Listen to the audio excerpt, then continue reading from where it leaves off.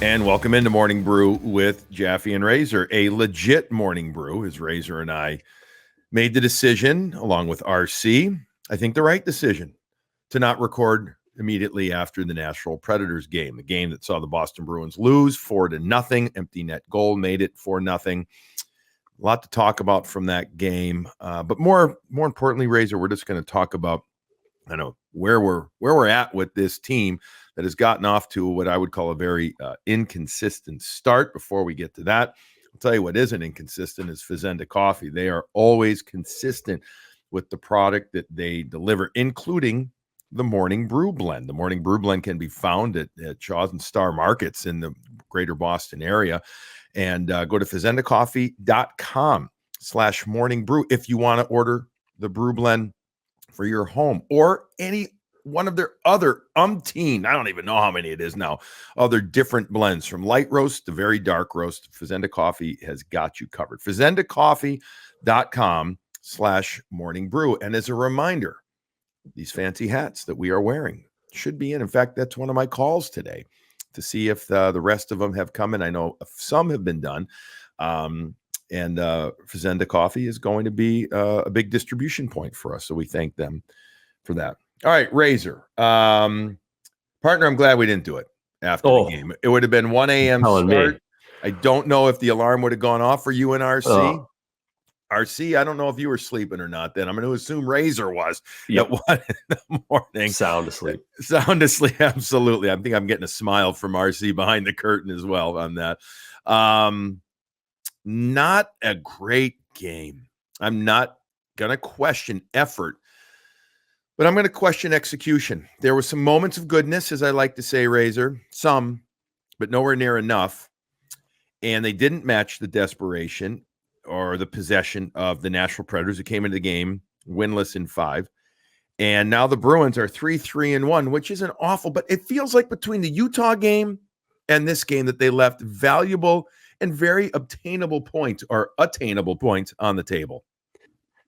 Yeah, it was in one way it seems like it should be an easy spot, but it's a tough spot too. You don't really want to play a team that hasn't won at this point in the season, 5-6. Like it's just inevitable they're going to win, and you're at the end of a road trip and you've been away a while, and doesn't excuse the actual product on the ice. But I was thinking before to that last night's game, like, yeah, this just doesn't feel good. Feel good. No. Doesn't feel good no matter what. So, but yeah, it's an odd, and we talked about it. Listen, we said it, like, they're not going to have a 10-0 start this year. They're just not. We've had that the last 2 years where it was just, they were in the playoffs at the end of October and life was great and you just kind of cruised. And I know neither one of us thought that was going to happen again. And here we are. It's looked at times worse than that though. And I think that's the concerning part. That's where, again, part of those 10-0 starts has lulled people into thinking how easy it is at the start of the season for the NHL, but also on the other side of it, the way they've played has made it much worse as well. The 3-3-1 record is what I'm referring to. Last night, just the penalties. The first period was just penalties, just like the trippings and the high stickings in the neutral zone and in the offensive zone. They're absolutely killers. Absolutely killers. You're never going to win. They're going to catch up to you. Monty said as much after the game. It's just, it's lack of focus. It's lack of confidence. It's lack of a lot of things. And can I ask you this too? Is it trying to do too much by certain guys as well? Meaning, I'll use Max Jones as an example. Well, he overtly showed emotion that he didn't agree with the second call. It was an obvious tripping penalty. Oh my God. Okay, right. This tripping as it gets. Yeah, I've rarely seen, we've already discussed this before in the past. I've rarely seen a player admit that they got a penalty. It's always shaking their head. They can't believe it. You know when you got a penalty. But he did a lot of things right on that play until he gets in on the forecheck the second time, and he swings his stick and it takes the foot out. Like it's like, that's where when things are going well and you're thinking the game well, and I'll use the C word, confident, you don't do that. Your stick goes to the puck instead of swatting carelessly at somebody's skates. Okay. Max Jones isn't the only player. We saw Riley Tufte do it in Colorado. But by the way, both of those guys, though, are new players.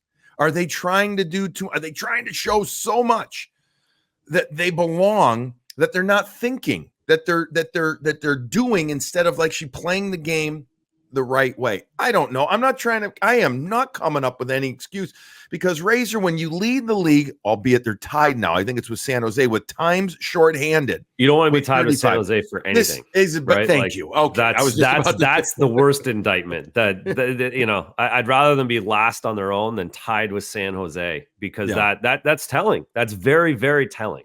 Enough. It's like, and we say they're correctable, but to me, would you agree that especially these penalties? Okay, we'll talk puck possession in a moment and decisions with the puck. These penalties, this is a mindset thing. This is a mental thing and more than a physical thing, in my opinion. Would you agree? I would. It's because it is based on confidence and making plays. I hope it's mental. I think it's easier. It's correct if it's mental. If it's physical, I would say the San Jose Sharks is physical. They're just not good enough. So they get put in spots. They're behind plays. They make bad plays because they're not good enough. I don't think that's the case with the Bruins. I hope that's not the case with the Bruins. And I that makes it more correctable if it is mental, that they have to just start moving their feet a little bit and relaxing a little bit. We didn't talk after the Utah game. That was on Saturday night. We had some other stuff going, and we didn't do a morning brew with Jaffe and Razor.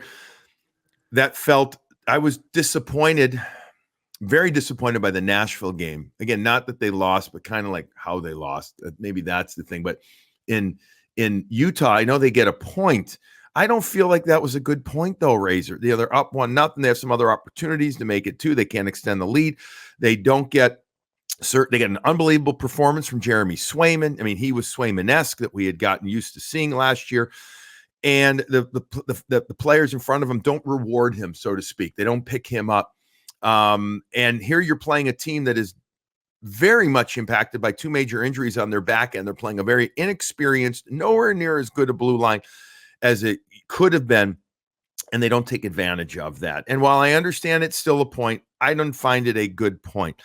So, you had your chance for 2, and then an overtime tripping penalty by Pastrnak as well. There's no need for that there. So this is, when I say problematic, I understand they're not going to win every game. I'm not saying that the sky is falling, but what I'm saying is I'm at the point with regard in particular the penalties and some of the puck decisions, especially kind of losing the puck in their own zone all too often. These have to be corrected much sooner than later. I know we're not even to November, but Razor, these to me are a mindset thing. They have to get corrected soon. Yeah, they do. And if you want to look optimistically, I 500 on this road trip's not the end of the world. On the other side of it, right? But again, all of it's correct. It has to be corrected. You have to continue to build. You have to continue to get better. 500's fine if you can rattle 3 or 4 off and then get. After a tough 10 schedule games, coming up, though. They got a tough schedule. Well, Dallas lost to Buffalo. Like, it's tough for everybody. Like, I'm not looking at any team saying they're good or bad right now because I think everyone's kind of in the same spot as like Calgary's 6-0-1. Like, is Calgary good? I don't know. Right? So, like, that we're still that early in the season where Toronto wins a big game, Toronto loses another game. Correct. They should win. Like Columbus 5-0. Like, it is happening everywhere else, folks. Bruins Nation. It is happening everywhere else in the NHL where teams are very inconsistent at this point. Whatever it is, it's getting hard to get going for this NHL. So I'm not, they have to rattle a few off. They have to clean up what we're talking about. And they have to start scoring. Some of these guys have to find a way to get a puck in the net to get confidence. The Marshys, the Fredericks, the Coyle. There we go. Thank you for leading me there. I was going to ask you about that. Here we go. Like that solves everything. One of the couple goals go in for those guys. That solves everything, and that starts to get people rolling in the right way. It will happen. It has to happen, and you want it to happen the next game. It better because happen. The sooner it happens, the better off, and the easier, smoother the season goes. Did anything epitomize perhaps what's going on with some of these Bruins, we'll call them core top guys more than the Pastrnak second breakaway, which was a beautiful set play off the third period faceoff, D to center post, which became Marchand, who then leads like Brady leading Edelman, so to speak, led him perfectly on a little bit of a sauce into the ozone, and Pastrnak gets it, comes down kind of like middle left, inside that left wing circle, gets to the inside and puts that right foot into the ice, I think to load to shoot, or at least to load to make a attempt at a shot. And it looked like he toe picked. Ice looked like shit. Oh, it looked awful last night, huh? Looked like holy smokes. And the first breakaway pass they had, that was a basketball coming down. It was crazy. And both teams suffered from it. Nashville less than Boston. But oh my God. But did anything epitomize what happened to what's going on with the Bruins and in particular a couple of their top guys more than that? I don't think at times they're creating enough, Razor. I don't, some of the top guys, but yet, you had two breakaways, and I don't know if Pastrnak got credited for one shot on goal on his two breakaways. He shouldn't have, right? I don't think so, because that second one would have been if it hit the goaltender, Saros would have been a push in the net more than a shot. Yeah, I don't know. But Pastrnak is a -2 in each of his last two games, only played 16 minutes and 18 seconds against Nashville. Now, there was a lot of penalties. And again, the penalties screw up your rotation. They don't allow you to get certain guys onto the ice as much. And therefore, David is impacted by that. But yet, he doesn't look to have that same pasta ability right now. I mean, we know he's got it. We know he's special. We haven't seen that ripper, especially. I thought maybe we would see one of those kind of slingshots or similar type thing on one of these breakaways and couldn't do it. Maybe he was looking to try and execute that on the second one, but he hasn't gotten going. Marchand has 4 assists. He hasn't scored a goal. He had a good chance. Saros made a save. Coyle has 1 goal. We talked about it after Colorado, but he hasn't been noticeable. McAvoy in the last 5. After we, applauded him the first 2 games, looking for shot, moving a lot, he's gotten nothing going. These are core element players for your team, both optically and financially, that have to get going. The games are too close not to have these guys getting on the board, and they know it. Listen, they know it much better than you and I know it, and I'm sure they're feeling it a little bit. I'm sure that was not an enjoyable plane ride home last night or today, whenever they flew home. And they know they have to grind away here and get on the board. And it's not, I don't think there's really no rocket science behind it. It's just simplifying and having things go your way, keep going to the good areas, keep grind, second effort league, as we always hear. And that stuff breaks through. Again, there's no magic wand to this. It's just a matter of process and work and all the things that they're saying. Haven't seen a full 60-minute effort yet. Now that's another hockey cliche, and it's impossible to have a perfect game. You can have close to it, but it's hard to have them regularly, especially early on in the season. But Razor, even the Colorado game, which was very, very good at 5-on-5, really excellent at 5-on-5, the PK wasn't effective. Now, again, you're going against a damn good power play when everybody's going there. Geez, Cale Makar leading the league in points right now. This kid is really matured into the dominant all-world player that we knew he was, but he's really even getting better. But yet we haven't had one of those games where like 95% of it was really, really good. I don't know about you, but I'd love to have one of those. Just to, again, I think, and while optics aren't the end all be all, I just feel it's important, for going back to that C word again, confidence, to have at least one of those games that you can pull video from and say, guys, we can do it. We can do it. We can do it type of thing. We haven't seen that type of effort. It's the power play hasn't been effective, or the penalty kill didn't come through in a couple of games, or, turnovers or penalties or whatever. There's too many. This is what's been happening wrong. With all that said, we're through 7 games. Yeah, that's it. Is there a number that we're going to get to? I don't think you wait until, and I hate saying U.S. Thanksgiving. I'll do it because I know we got a lot of Canadian listeners, and they just, a belated happy Thanksgiving, by the way, to our Canadian followers, listeners. But you don't wait to that point. You just don't. I think the league is going to be too tight. When I mean don't wait, what does that mean? I don't know. I mean, Is this where you got to make a move to call up?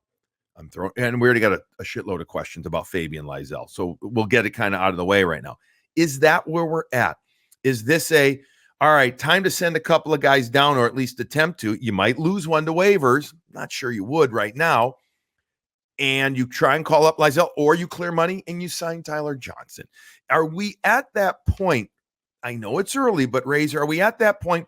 Because you're just not getting enough, in particular, from a middle part of your lineup. Well, it's certainly, you're not going to do it on a road trip, right? So that's all right. That's why I'm asking. Are we at the point now? They're home here for a few days here. I don't know that stuff. Like, we just talked about all the things that can make it better with core guys and the big guys, and that of course it is always the fringe guys that take the brunt.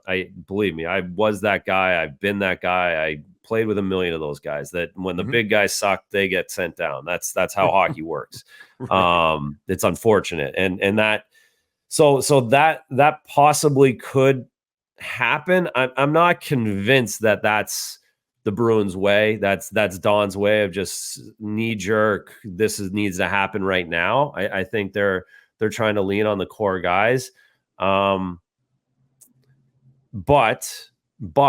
they haven't got enough from the middle. And if you are Brazeau, if you are Jones, if you are Tufte, you are not sleeping great. you didn't have a guy like. What about, like, you're worried? What about a guy like Geekie? I mean, on a 2-year deal, second year. Now, they talked about that they were in communication. This is a few weeks ago now, in discussions, maybe, or communication, whatever the term is that Don Sweeney used, perhaps for extending. But he hasn't produced. He hasn't been noticeable. Like, we had a bunch of guys last year that we witnessed have wonderful years, career years, Razor. 3, I'm thinking of Coyle, Frederick, Geekie.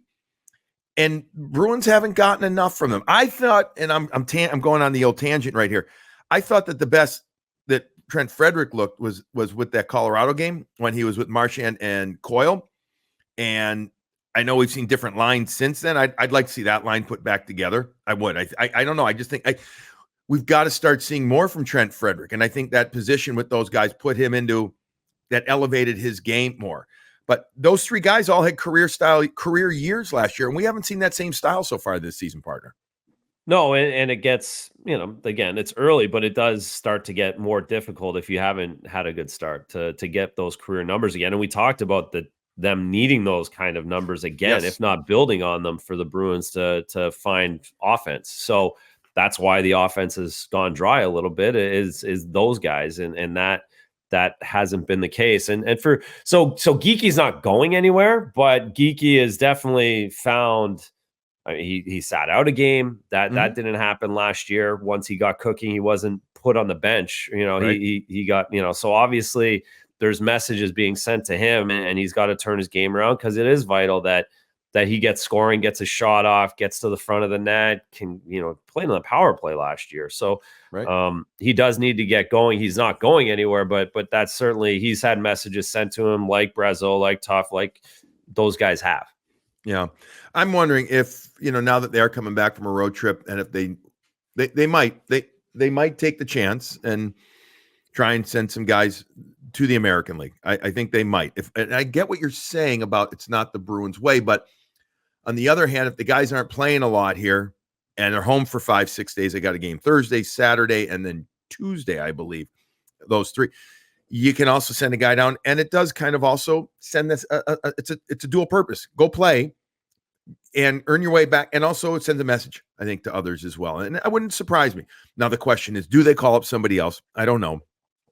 I haven't seen Fabian Lysell play. I've seen the highlights, but to say that he's earned it totally, bud, I wouldn't.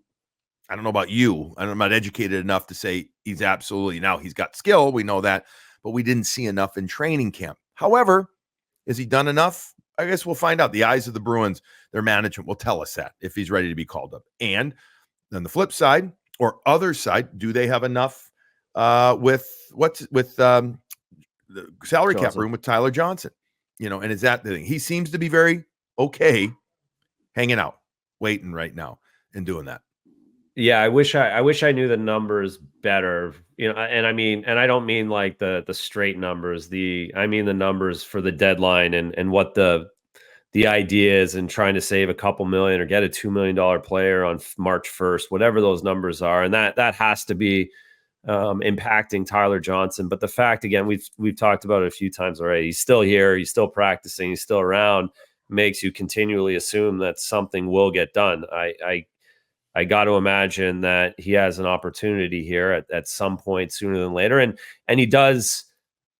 Fortunately for him, very fortunate for him, that he fits exactly kind of what they need right now. He is that spark. He is that veteran guy. He can play 200 foot. He can score. He can kind of change things around rhythm wise and energy wise in the middle of your lineup up front. So he is in a good spot. I got to imagine he's watching and somewhere deep down thinking, I can help this. I can, I'm going to stick this out because I'm going to get a chance and I'm going to make a difference. Yeah, it'd be interesting to see what they do with it coming up. Let's take a moment, recognize a couple of sponsors on this show. You talked about building on things. Well, if you want to build on something like your house, right? You want to add on, you want to do whatever. By the way, I'm getting barked at by Cooper right now. I hear him. Yes, he is outside sitting on there. He's got his Bay Dog collar on, by the way. There's a little shout out to Bay Dog, our wonderful people there. Go check out baydog.com. But he's just looking at me, and I can't let him in right now. He's just going to have to sit on the porch. But let's talk about Graciano Construction, serving Boston and the greater Metro West area. And really, if you got something going on around Massachusetts, just give him a call in general. Graciano Construction Razor is the contractor who will help you refresh and revitalize any space that you have. They can and will do it all. GracianoConstruction.com is the place to go, or call them 508-330-7589. Doug Graciano and his crew somehow make doing home renovation projects less stressful and almost at times even enjoyable, especially just the communication with them is excellent. So they are very respected and they are respectful of their customers. Go check out GracianoConstruction.com. And why don't you take, you take Sparks right now, what if you don't mind? And I'm going to go let Super get Cooper him. Yeah, because otherwise the neighborhood is going to be. So with Super Cooper getting a shout out here on Morning Brew with Jaffe and Razor. Way to work, Coop. Way to work your way into it. Sparks Machines, the Bruins had their machines on the road. It's the best purchase I have made hockey-wise, equipment-wise for my family. The kids were down there sharpening. Last night before the practice, my 11-year-olds go down there. They put the skate in the machine. They press the button. They change the dial. It's as simple as it gets. There's over 100,000 of them out in the market, and rightly so, because it is a thing of beauty. So if your family sharpens skates on a consistent basis, this Sparks machine is an absolute no-brainer. Make sure to go to sparks.hockey.com.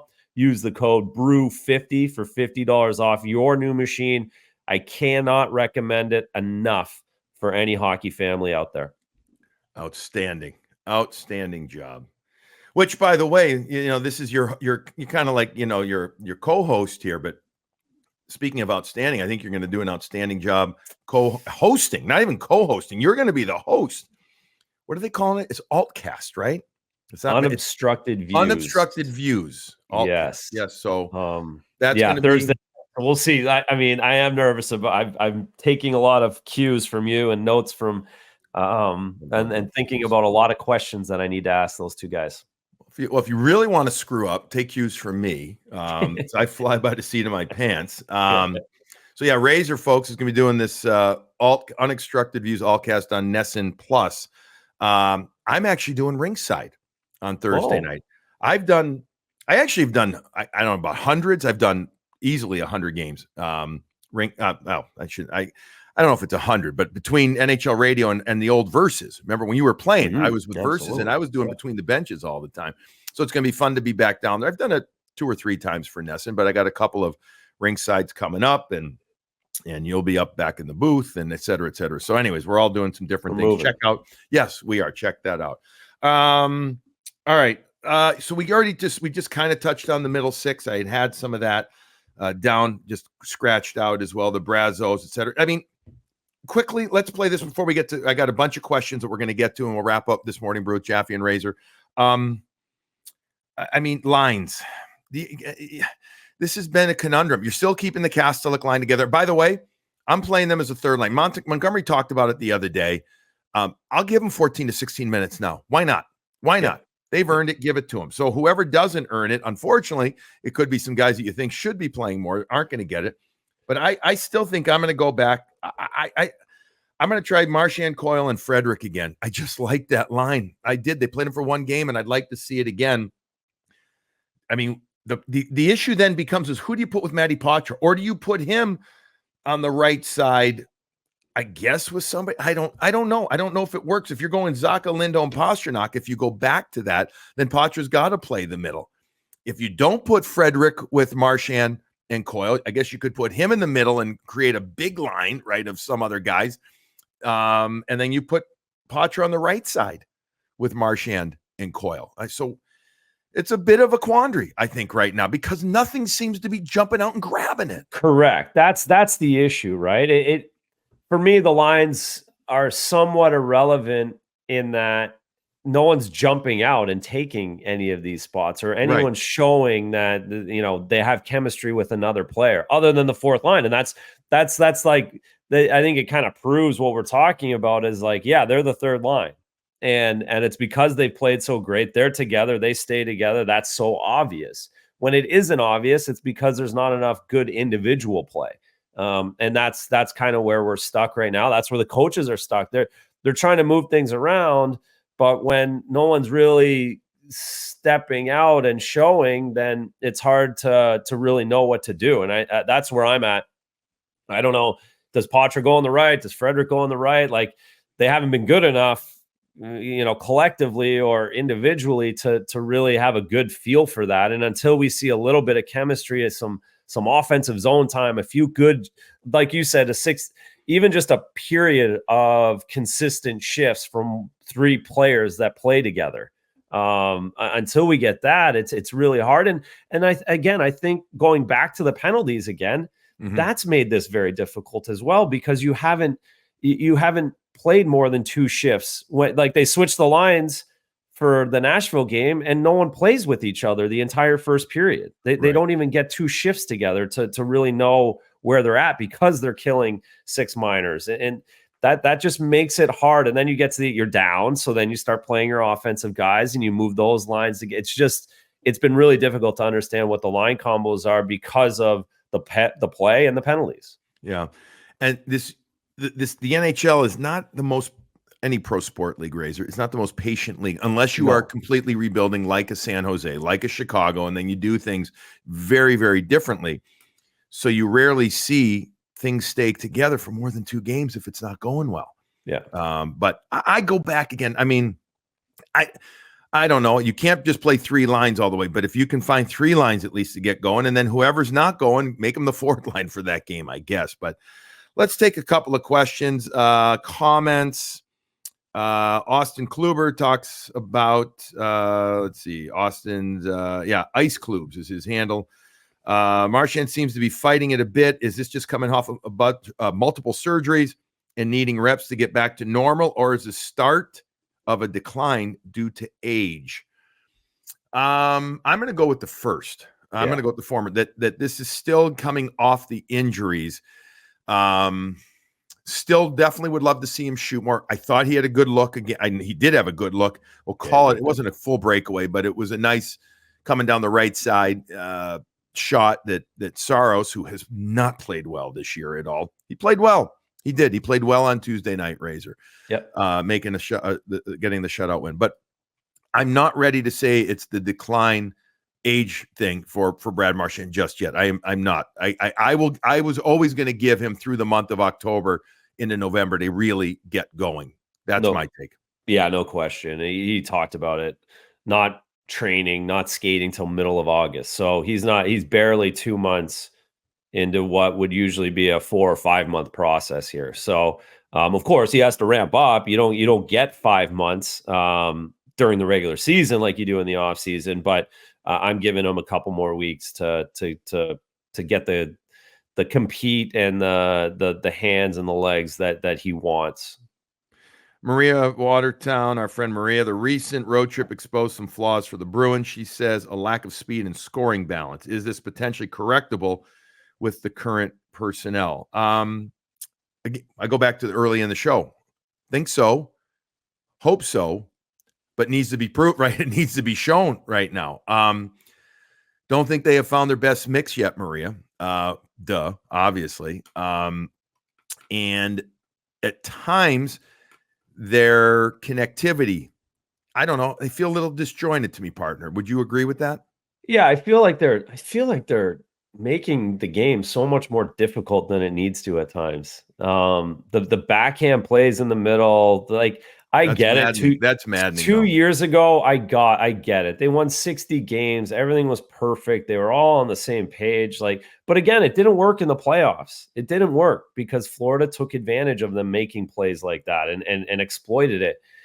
It doesn't. It's just really hard to connect. And if you're not 100% on the same page, like the Bruins aren't right now, that's the last play you need to be making. And it's just turned into so many icings and so many giveaways that for me, that's why they're not playing that quickly. That's why they look slow at times, because they're not making a simple play. They're trying to force plays through middle of the ice rather than just getting up and down the wings and putting pucks to the net. And that, again, I've prefaced this for a little while now, and especially when you're playing the Floridas and then the playoffs, like get pucks to the net and get greasier. That I really believe that. And some of these plays, rim the puck around the boards, get it out of the zone, punt it out of the zone. Don't look to backhand sauce through the middle. It's making them slow. That's where I see the slowness. Let me ask you something. I was on radio. I don't think I threw this by you yet, and I was thinking about this while driving in. Tell me if you agree or disagree or whatever with this, I'll say question / theory. So after you lose Patrice Bergeron and David Krejci to retirement, et cetera, after that unbelievable year that didn't end up working out, though, in the playoffs, but you had players the next year who came in, career year players, right? Geeky, Coyle, Frederick, aforementioned players, some other players, too, that stepped up, right? Yep. Do you think that they're, when you're one of those players and you get I'm getting a great opportunity. I'm going to show the world that I can handle this. I'm going to do this. I'm all that. And they proceed. All of those players and others stepped up last year, right? Uh-huh. Do you think that there's the expectations for repeating it at a bare minimum this year, or B, just the reality of them saying, oh shit, I got to do this again type of thing, almost internally, is impacting some of the play of the entire team? I mean, who really stepped up last year to a level. We all thought they'd be okay to good, but we didn't think they'd be as good as they were, I think. Well, it's the old house money. It's always easier to play with house money than it is to play with expectations. And I do think there is some of that built in. Again, last year, those guys had great opportunities, but not a lot was expected. And they could kind of work their way into this season. This year, it's different. This year, they were expected to step up and to build on their 20-goal seasons, their 17-goal seasons, their 23-goal seasons. And yeah, that you can press. And it does look like that's what they're doing a little bit more than what they were last season. They're just hitting the adversity right out of the gates rather than at different times through the middle of the season last year. Yeah. They got to get it going. We have some other questions, but you and I are going to wrap it up. RC's got to wrap this one up here. We could go on and on and on, folks. Let's we will reconvene. We will reconvene after the Dallas game.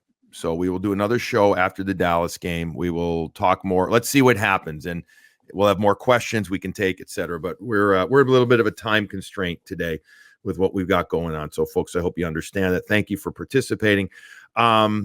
We also will be doing a show after not Saturday's game, but after Tuesday's game. So just looking ahead, folks, next Morning Brew with Jaffe and Razor will be after the Dallas game and then after the Philadelphia game, which is the following Tuesday. We'll not be doing a show after Toronto due to travel, et cetera, things that we've got going on outside of our broadcasting lives. All right, Razor, beautiful day.